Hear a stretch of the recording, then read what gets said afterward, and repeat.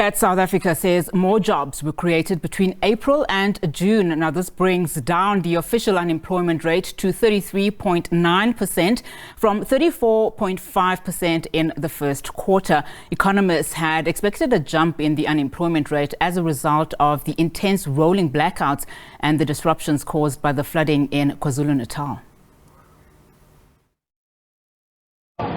According to the Statistics Agency, close to 650,000 people were employed between April and June. It says the number of those that have given up looking for jobs has also gone down. Data shows people that got jobs during the 3 months were hired by government, followed by trade, finance and construction sectors. But manufacturing and transport sectors shed jobs. Most of the new jobs that are created that were surprisingly strong were in the services sectors of the economy. And this is, to some extent, I think, a reflection of the economy gradually moving out of the lockdown phase, less need for social distancing, more interaction, people going to restaurants, going on holiday, and involving themselves in services activities to a far greater extent than was the case when lockdowns and social distancing were being imposed. Sadly, however, 22-year-old Nyakallo Katane was not part of the 650,000 that were employed. She has struggled to find a job for the past 3 years and has given up. Katane dropped out of college at the height of the COVID-19 pandemic, where she studied human resources. The lack of work experience has worked against her. She says after trying her luck, working as a call center agent and suffering unfair labor practices and exploitation, she has decided to rather focus on applying to universities to further her studies. What makes it difficult is not getting connections. These days, you need to have a connection if you need a job. And then after they need your matric to be perfect and experience. These days, if you don't have experience, you won't get a job anyway. Social worker Berenice Equilibe says she has noticed an increase in young people who are graduates in various fields unable to find employment. She says the feeling of despair in not being able to find employment can lead to unhealthy coping habits. It affects them in such a way that they do become depressed. They start isolating themselves from other people. Some of them become angry, as I said. Some of them they start doing unhealthy coping mechanisms like substances, for instance, to try and avoid and deal with the reality of their situation. And like I said, some of them also start feeling worthless. What is the point of living? Because I think some of the things you would hear from somebody saying, it's like, I'm not living, I'm just existing. Equilibe encourages those that may be feeling discouraged and overwhelmed to reach out and speak to someone and seek professional help. Gloria Safakomusi, SABC News, Johannesburg. All right, now let's unpack all of this. We're now joined via Zoom by Economist and CEO of Inkunzi Wealth Group, Owen Nkomo. Owen, thank you so much for your time this afternoon. Now, of course, this is a surprise turn of events, given that many analysts expected unemployment to be slightly higher in the second quarter. What's your reaction to the 0.6% drop? Thank you for having me. It's a big surprise. We thought the numbers will go up because of the way the economy is. But if you look at the explanation as to why the unemployment numbers have gone down, the biggest culprit there seems to be the government hiring exercises. Some sectors have lost jobs, transport particularly in construction. There's job losses there. Excuse me. But the other sectors, on the other hand, have added jobs, particularly government. We know government is the biggest employer in the country, and for that reason, every time government does hire, a couple of good numbers come through on the unemployment side. Bless you. All right, Owen, essentially it does still translate, though, that, 8 million adult South Africans are unemployed. I mean, are there any signs of hope in the near future? I mean, does this, reflect in any way an improvement in the conditions, or are the real stats slightly higher? Look, I would defer to one swallow does not make a a full summer. There's still a lot of work to be done. The number might just be a seasonal number. And if it's not a seasonal number, we need to see that number happening again in the next quarter.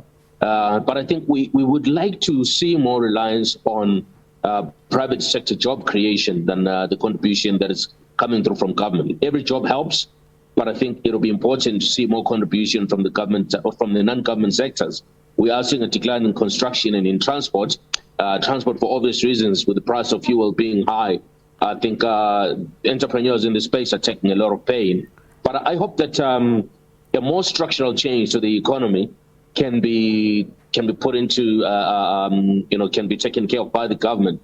Because without changing the structure of our economy and without being more aggressive in trying to make sure that some of the sectors that can create a lot of jobs are financed, I think it's going to be difficult to get a more sustainable decline in unemployment. Any number above 20% really is a lot of pain, and we are almost twice as much as that number. Now you speak about, sectors that have declined, of course, raising a concern. Another sector that is raising a concern is the manufacturing sector, which is a surprise. We're speaking about, of course, those 73,000 job losses. Yes, definitely. The manufacturing sector is going through a lot of pressure at the moment, and as I've said, it's manufacturing and construction that have seen a decline in the number of jobs out there. With the advent of COVID, with the limited growth in the country and very slow recovery post-COVID, people don't have orders coming in from overseas. Where there's activity, there's the challenge as well of the Transnet infrastructure. That is limited the capacity of people to export whatever they're manufacturing. So the guys are going to put their orders on hold. And similarly with construction, I hope that with the provincial ANC elections for office, I hope that we're going to see a lot more construction projects getting started and people getting employed. I expect a different shape of a number next year when it comes, or rather next quarter, because I do anticipate that the wheels of the construction sector will start opening up, given the fact that the elections for the ruling government party officials in the provincial positions has finished.